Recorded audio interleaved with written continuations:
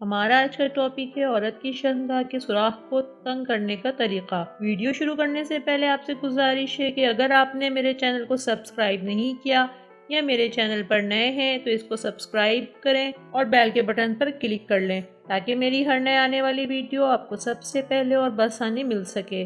تو چلتے ہیں ٹاپک کی جانب۔ آج کل 80% مرد حضرات یہ کہتے ہوئے نظر آتے ہیں اپنی بیویوں سے کہ اب پہلے کی طرح ہم بستری میں مزہ نہیں آتا، شرمگاہ کا منہ بہت زیادہ کھل گیا ہے، وجائنا لٹک گئی ہے۔ بیویاں بھی پریشان رہتی ہیں۔ 12-15 سال گزرنے کے بعد ڈیلیوری کے بعد شرمگاہ کا سوراخ کھل جاتا ہے جس سے دونوں کو مزہ نہیں آتا۔ مرد چاہتا ہے کہ وہ جب بھی مباشرت کرے اس کا ضوء تناسل ہنس ہنس کر داخل ہو، اور جب ایسا نہیں ہوتا تو مرد باہر منہ مارنا شروع کر دیتے ہیں۔ دیکھیے بھائیوں، عورت ہمیشہ ایک جیسی نہیں رہتی۔ اتنے سال اس کو استعمال کرنے کے بعد اتنا فرق تو آ ہی جاتا ہے، وہ پہلے جیسی نہیں رہتی، شرمگاہ کھل جاتی ہے۔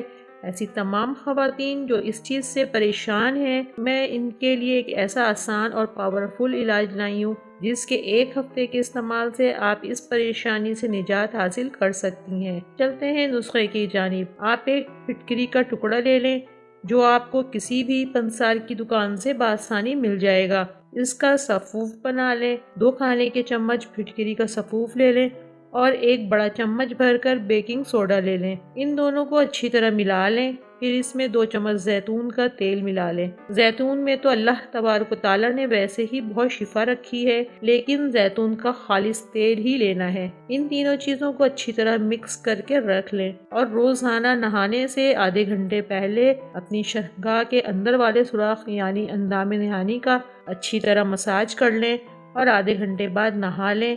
کسی بھی برانڈ کے باڈی لوشن سے نہا لیں۔ انشاءاللہ آپ کو 1 ہفتے کے استعمال سے بہت زیادہ فرق محسوس ہوگا۔ کنواری لڑکی جیسا تو ممکن نہیں ہے، لیکن اس کے استعمال سے شرمگاہ کا سوراخ بہت زیادہ تنگ ہو جائے گا۔